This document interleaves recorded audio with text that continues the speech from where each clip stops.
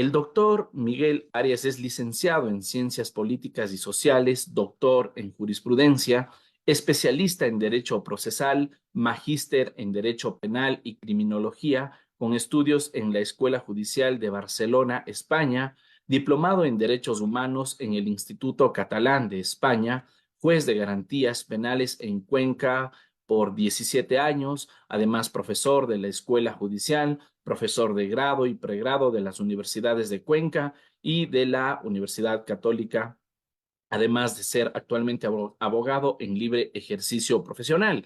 El tema que abordará el doctor Miguel Arias se denomina el sistema judicial al servicio del lawfare, métodos de confrontación. Un tema, como lo hemos visto, bastante polémico y que se da no solamente en nuestro país, sino que es una frecuente, inclusive también a nivel internacional. Así que pues es un gusto compartir este espacio con ustedes. Estimado doctor, muy buenas tardes, bienvenido. Tiene la palabra.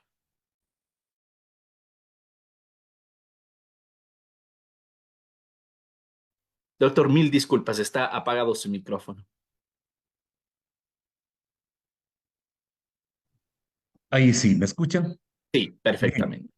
Buenas noches con todos los presentes en esta red en procura de un sistema de justicia que necesita de ustedes y de nosotros compromisos para construir una credibilidad en que todavía se puede confiar en lo que alguna vez juramos defender cuando recibimos el grado de abogados, de defender la Constitución y los derechos fundamentales.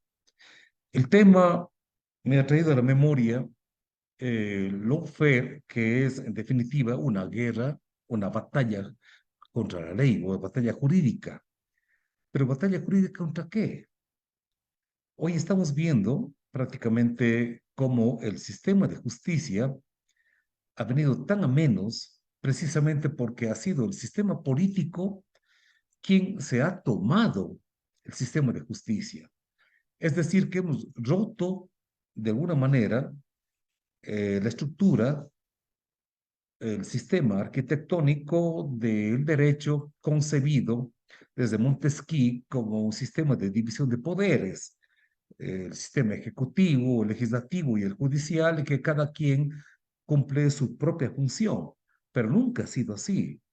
Nosotros consideramos que el derecho ha sido concebido como un sistema para eliminar el enfrentamiento del hombre contra el hombre, para construir un sistema de justicia basado en la razón, basado en el derecho de cada quien a lo que le corresponde, ¿no es cierto? Cada quien a lo que tiene. Eh, el sistema de justicia concebido desde arquitectura, diríamos, liberal, que concebía que un tercero imparcial dirima las controversias entre los seres humanos que tenían conflictos. El tercero imparcial era el Estado. No nos olvidemos de John Stuart Mill, por ejemplo, que proponía la única fórmula, la única receta para terminar con el velum humano, la intervención de un tercero imparcial que era el que tenía que resolver los conflictos de los seres humanos para evitar esa guerra del hombre contra el hombre.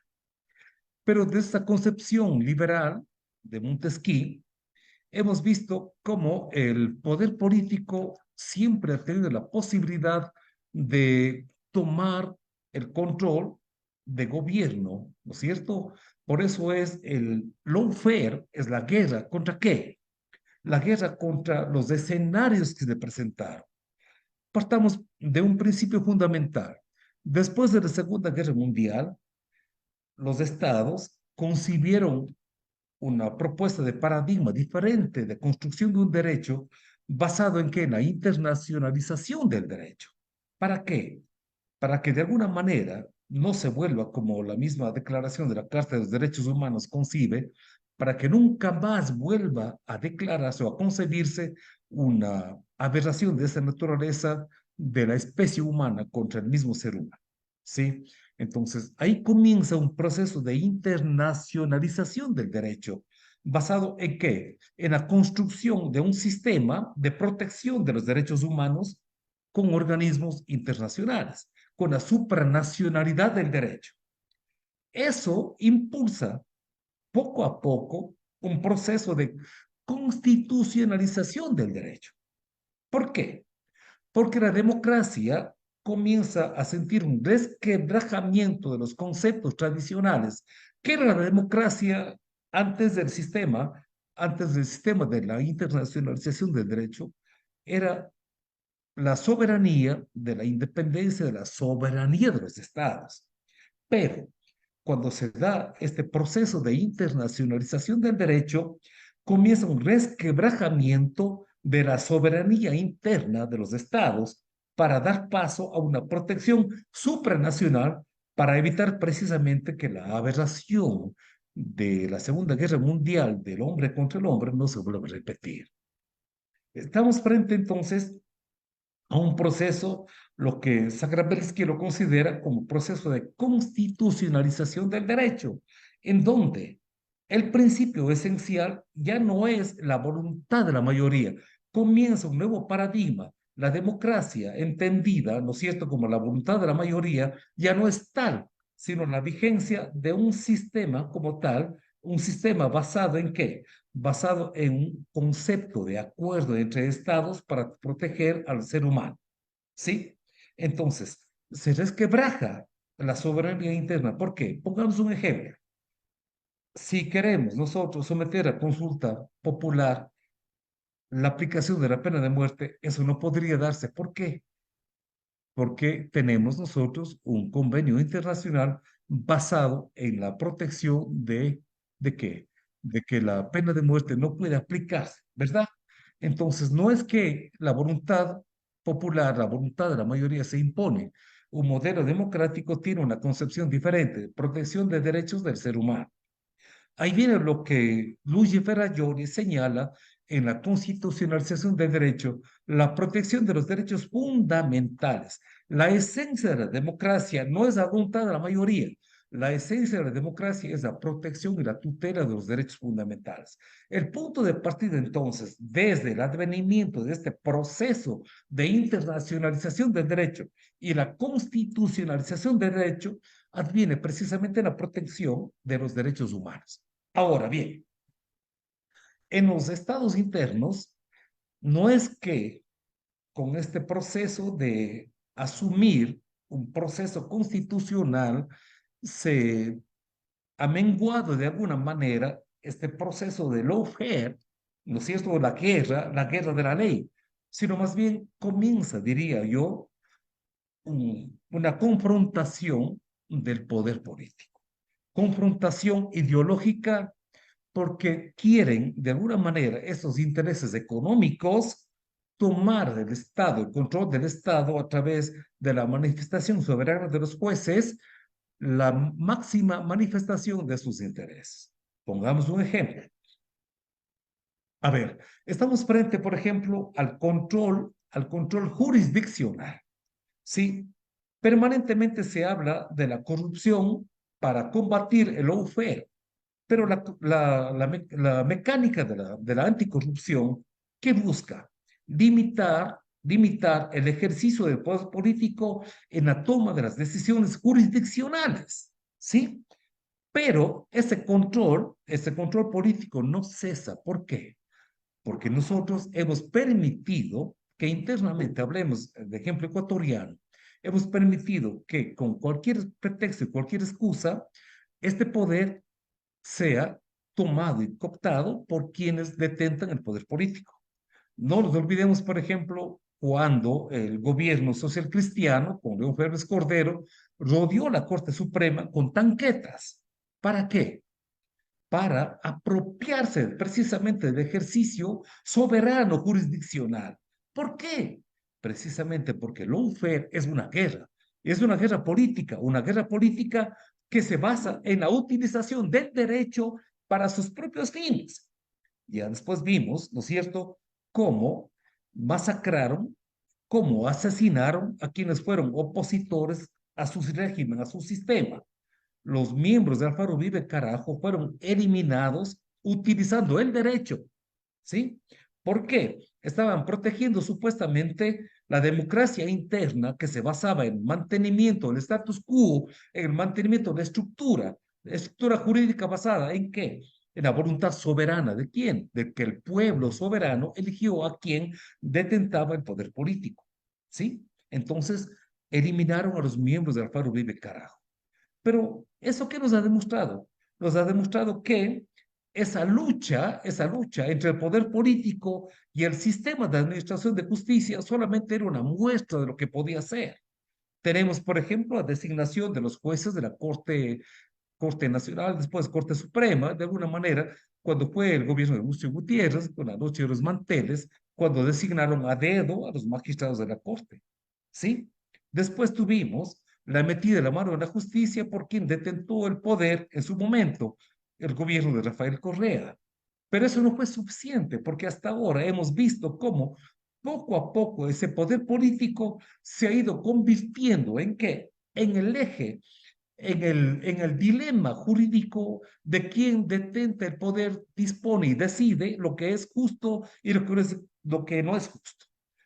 Ahora, la preocupación fundamental está en la ruptura de los esquemas, porque de alguna manera, desde la Segunda Guerra Mundial, cuando los estados se agrupan y van proponiendo un sistema de protección supranacional, la creación de las Naciones Unidas, el acuerdo de instrumentos internacionales de protección de derechos humanos, aparentemente nos daban la fórmula de protección de los seres humanos como tal por encima del poder político. Pero ahí viene el punto de inflexión.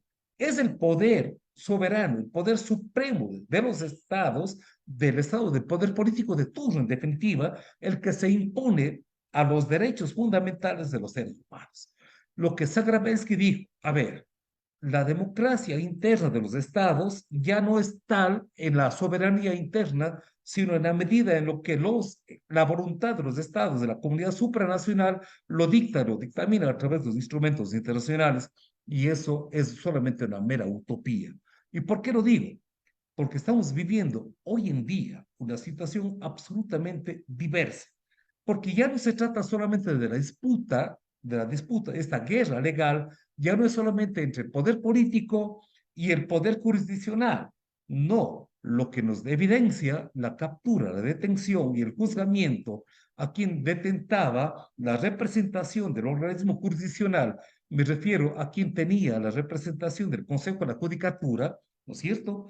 Nos evidencia de que esta ruptura y esta diferencia, este punto de inflexión, ya no está entre el poder político y el poder soberano de los jueces, ya no está en el poder decisional, sino en la toma de las mafias que se han convertido prácticamente internamente en el único poder que tenemos en los estados. ¿Qué nos demuestra el caso Metástasis? ¿Qué nos demuestra el caso que se está investigando con las detenciones, ¿no es cierto?, con la purga? Nos demuestra que hay un poder soberano que no es dentro de la estructura y la división de los poderes entre ejecutivo, legislativo y judicial, sino hay un suprapoder, es el poder de las mafias que está enquistado en una decisión interna a través de los jueces. Pagamos a un juez, amenazamos a un juez, conseguimos los resultados. Y ahí está precisamente esta situación grave que hoy en día la vivimos. ¿Cómo concebir entonces un sistema constitucional de derechos y de justicia cuando no es la tutela de los derechos fundamentales que deberían estar en manos de los jueces, porque los jueces tienen que ser el contrapeso del poder político? Cuando se convierte prácticamente en el único peso, esta mafia, estos elementos que tienen el control del Estado porque financiaron una campaña, porque compraron a los ministros, porque compraron a los jueces, porque compraron a los fiscales, porque compraron al contralor, porque compraron a toda la institucionalidad constitucional. ¿Cómo entonces entender que un sistema constitucional de derechos de justicia puede tener efectividad? Es lamentable realmente. Esa situación la vivimos, ¿sí? Ahora, bien, ¿Cómo entendemos nosotros entonces que, a ver, este nuevo sistema? Porque ya no hablamos, por ejemplo, de la estructura constitucional de Hans Kelsen, ni hablamos de la estructura constitucional de Derecho y de Justicia de Zagrabelsky, que impulsó a través de la Declaratoria de los Derechos Constitucionales y Fundamentales, que deberían ser la esencia de un sistema democrático, como lo proclama Luigi Ferrajoli, porque él sostiene que la esencia de los derechos fundamentales, es decir, de la democracia, es esa, la tutela y la protección de los derechos fundamentales.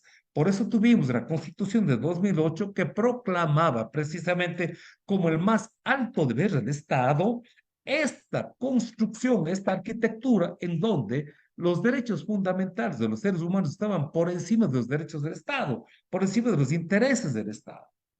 Pero, ¿quién es del Estado ahora? El narcotráfico. ¿Quién gobierna? ¿Quién controla? ¿Quién tiene en sus manos el poder? Es el narcotráfico. Tenemos un Estado narco que define y decide esta arquitectura de derechos. Y ahí está la gravedad. Ahora, ¿cómo inclinar la balanza? ¿Cómo ganar esta guerra? ¿Cómo buscar que este lawfare tenga de alguna manera la posibilidad de que los seres humanos, los ciudadanos de a pie, tengamos la posibilidad de construir un sistema que proteja nuestros derechos? Entonces, yo creo que hay que entender que ya no estamos frente al lawfare, que era la guerra del sistema político para apropiarse del sistema jurisdiccional. Ya no es una lucha entre el poder político y la administración de justicia. Yo creo que ahora es completamente diferente el paradigma. El paradigma debe estar orientado hacia entender que quien nos gobierna ya no es el presidente, que quien nos gobierna ya no es un sistema concebido por Montesquieu de la división de poderes, ya no. Vivimos una situación absolutamente diversa, diferente. Y por eso el reto actual de los nuevos métodos, de los procedimientos para enfrentar esta situación, creo que debe cambiar. Lo que de alguna manera se sugirió con la proclamación de la Constitución de 2008 de que el poder ciudadano a través del Consejo de Participación Ciudadana, yo creo que ahora más que nunca debe ser fortalecido, pero no institucionalmente. Hay que echar raíces en un sistema en donde los seres humanos tengamos la posibilidad de articular a través de los movimientos sociales sistemas de protección. Por ejemplo, a ver, en este momento, ¿cuál es el punto de inflexión actualmente en Cuenca? Tenemos una decisión judicial en firme, basada además en la consulta popular, que prohíbe la explotación minera en las zonas de recarga hídrica. Y sin embargo, ¿qué tenemos ahora? Tenemos en marcha procesos de que coadyuvan la explotación minera. ¿Sí? Si tenemos entonces una decisión judicial y tenemos el poder político que fue algún país de Estados Unidos a prácticamente ofertar la explotación y a favorecer la explotación minera, entonces yo creo que los ciudadanos tenemos que aglutinarnos. Puntos de esperanza o puntos de quiebre. No podemos nosotros permitir este rato que las mafias se tomen el poder. Ya no estamos hablando, ojo, ya no estamos hablando de la lucha de el poder político y el poder judicial. Eso ya pasó.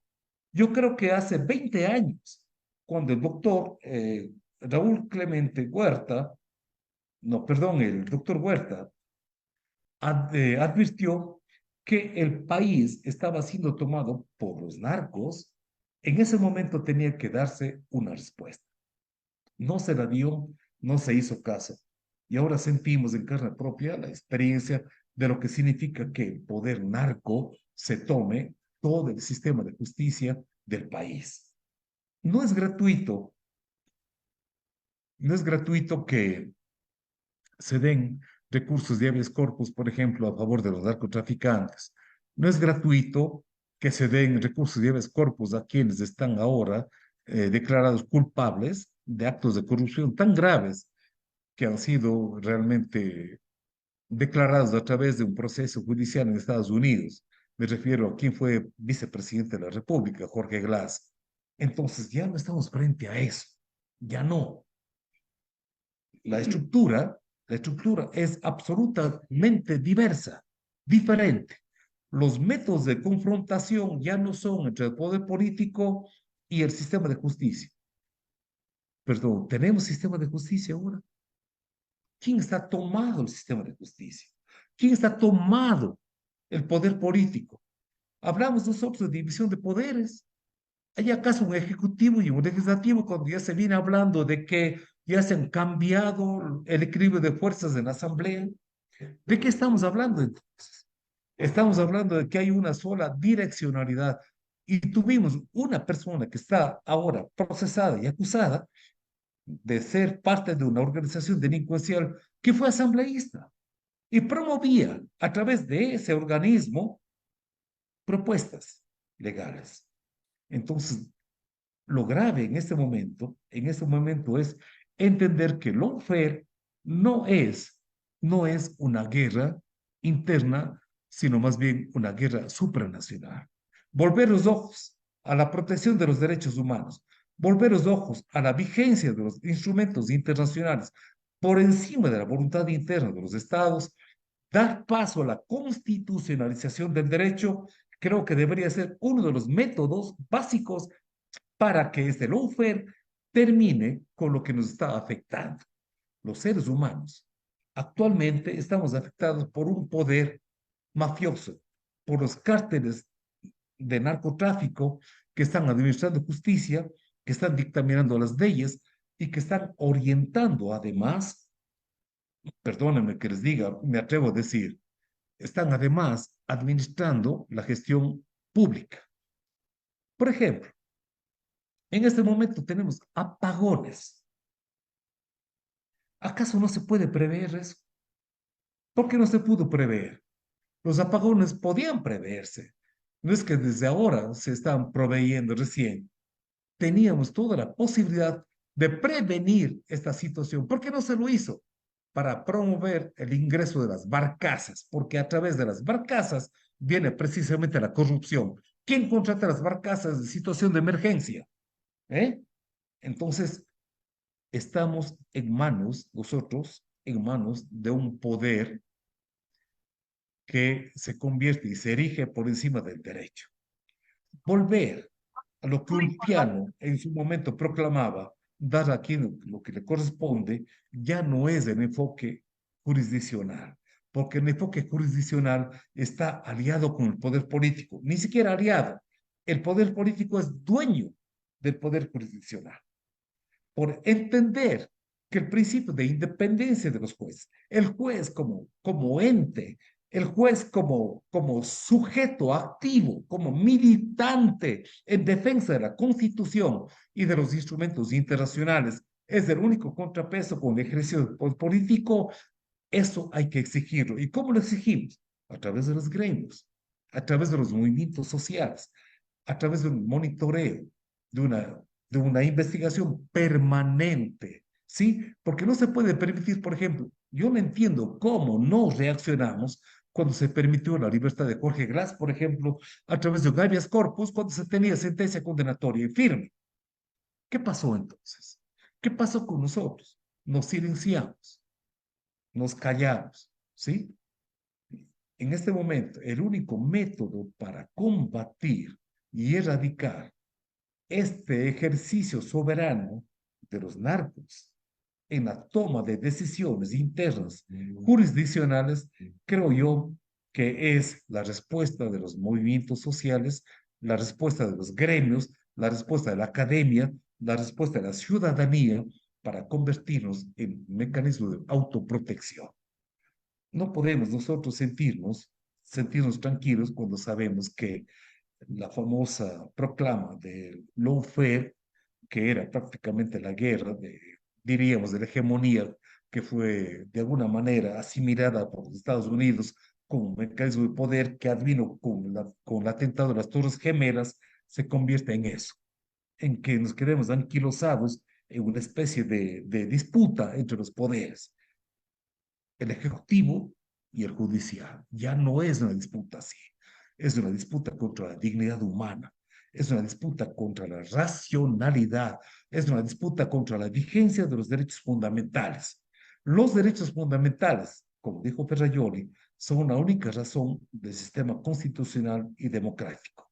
Si es que no somos capaces de enfrentar a este poder mafioso a través de la disputa, a través de la respuesta permanente, entonces, como diría en alguna ocasión, en los años 70, alguien que advertía la violación de los derechos fundamentales cuando en las dictaduras del Cono Sur, por ejemplo, en Chile y Argentina, ¿sí? Cuando a pretexto de que de tener el control de la ley, las dictaduras, investidas de ese poder de la ley, ese poder que le daba la autoridad para matar, para desaparecer, ¿sí? ¿Qué decía? El último en salir, que apague la luz.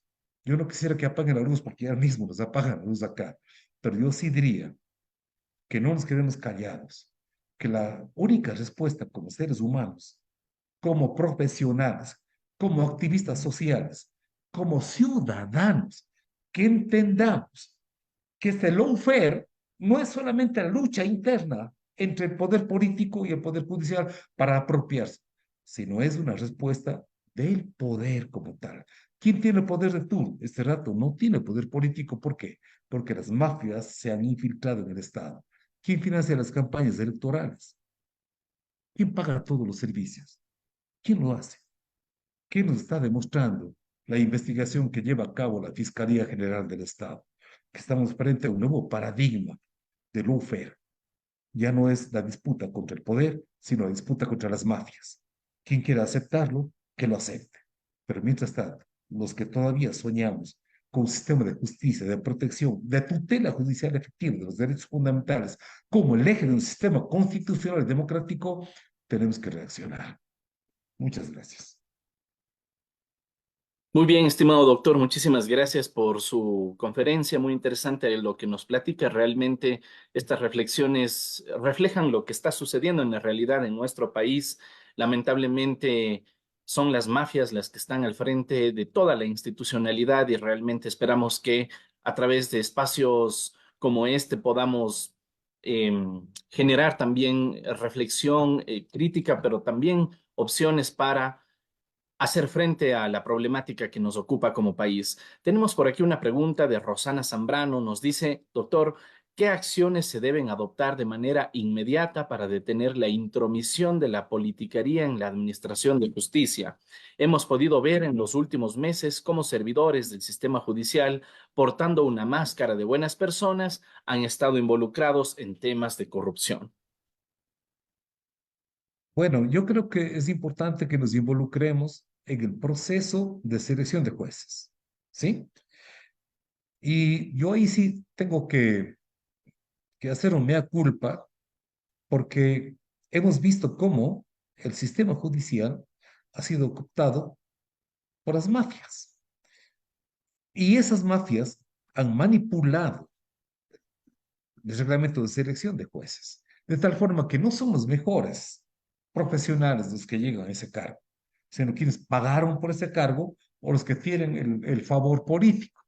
Yo creo que es importante que nosotros estemos permanentemente en alerta para, diríamos, por lo menos monitorear quiénes están llegando a ese proceso y quiénes están siendo seleccionados.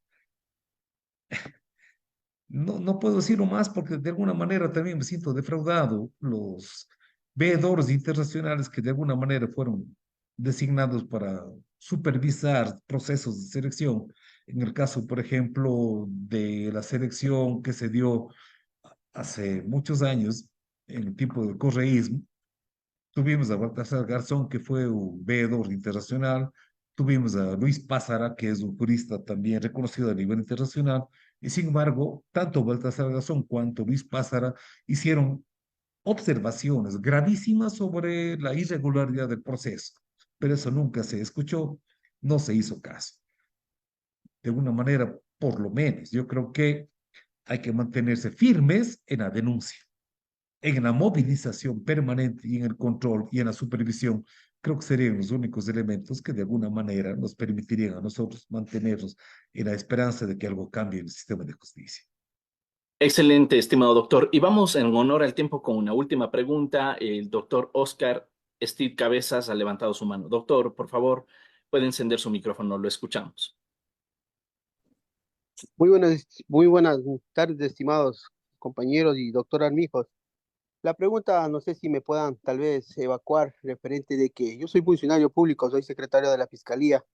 Sin embargo, las personas que nos representan en los diferentes, por ejemplo, director de talento humano o director de recursos. Hay a veces que yo digo personalmente, yo soy un funcionario de carrera. Sin embargo, yo soy un funcionario honesto y correcto. Y a veces los que somos correctos y honestos, las mismas autoridades nos persiguen y nos hacen la vida imposible por no acoplarnos a las circunstancias de ellos o no acoplarnos a los favores que ellos nos piden. Porque yo no me debo a ningún partido político, digo siempre esto, gracias a Jehová Dios y Jesucristo, yo soy un funcionario que me debo arriba, papá Dios. Y mientras yo me encuentre como secretario de la Fiscalía Provincial de Santa Elena, todo trámite será gratuito. Entonces, por ser así, la mayor parte me identifican, ya voy para 15 años en la Fiscalía, pero sin embargo tengo este choque con ciertos funcionarios que no conculcan lo honesto y lo correcto. Siempre digo yo, mi pecado, mi único pecado es para que me persigan o me hagan la vida imposible o me hostiguen, es ser correcto y ser honesto. Es mi único pecado, no ser corrupto. Pero sin embargo, tengo siempre esa oposición diferente, no de mis propios compañeros y a veces de las autoridades máximas. Entonces, ese es el punto. No sé cómo cambiar el sistema si hay funcionarios que queremos hacer lo correcto. Y yo siempre digo es, si nosotros los pocos funcionarios que tratamos de hacer lo correcto, déjenos hacer, déjenos brillar, déjenos hacer, porque la justicia dice que vienen las personas, los usuarios, por clamar de justicia, por pedir justicia, pero hay personas que se sirven de la justicia y se hacen ricos, pero sin embargo eso es lo que quiero ver, no sé cómo cambiar ese sistema para seleccionar a gente, como dijo el doctor Pablo Alarcón, gente de probidad notoria. Ese es no sé si alguien me pueda dar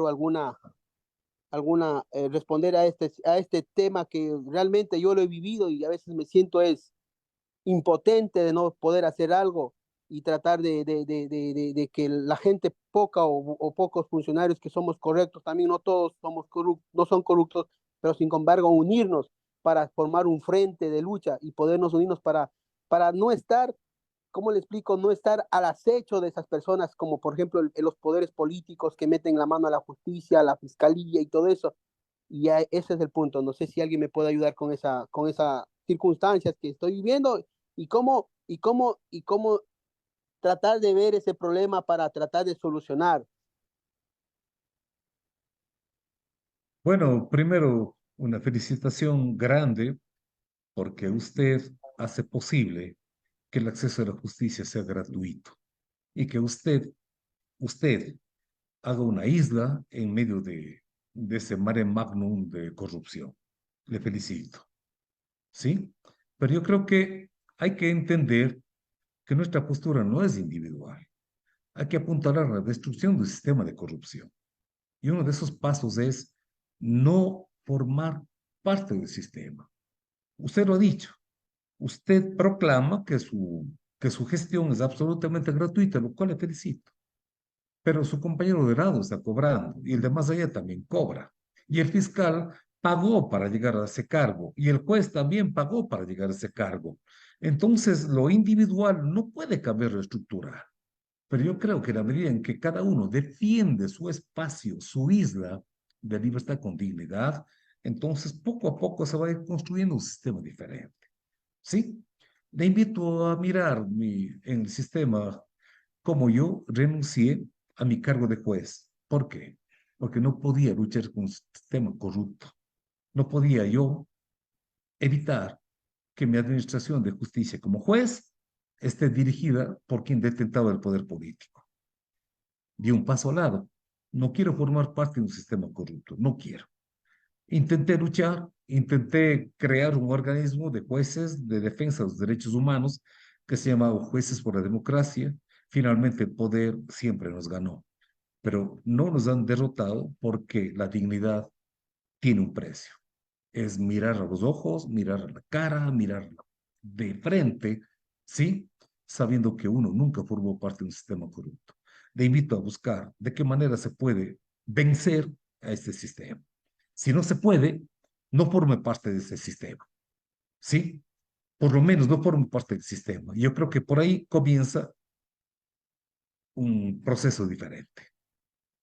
Excelente, doctor. Muchísimas gracias por su intervención y por también absolver las preguntas de nuestros participantes. Le devuelvo la palabra para que pudiera despedirse de esta audiencia. Gracias a ustedes por la oportunidad, por permitirme compartir un poquito de la utopía. La utopía, como decía nuestro querido escritor uruguayo, ¿no es cierto? ¿Para qué sirve la utopía? Si yo doy un paso y ella se aleja dos, doy dos pasos, se aleja cuatro, doy 6 pasos y se aleja 12 pasos. ¿Para qué sirve la utopía? Precisamente para eso, para caminar. Y esperemos que nuestra utopía en el cambio del sistema de justicia nos haga como Galeano, como Eduardo Galeano nos decía, la utopía tiene que guiar nuestros pasos. Excelente, doctor. Nos quedamos con su mensaje. Muchísimas gracias y muy buenas noches. Esperamos que sea la primera de algunas oportunidades que podamos contar con usted. Un gusto a ustedes. Un abrazo. Un abrazo también.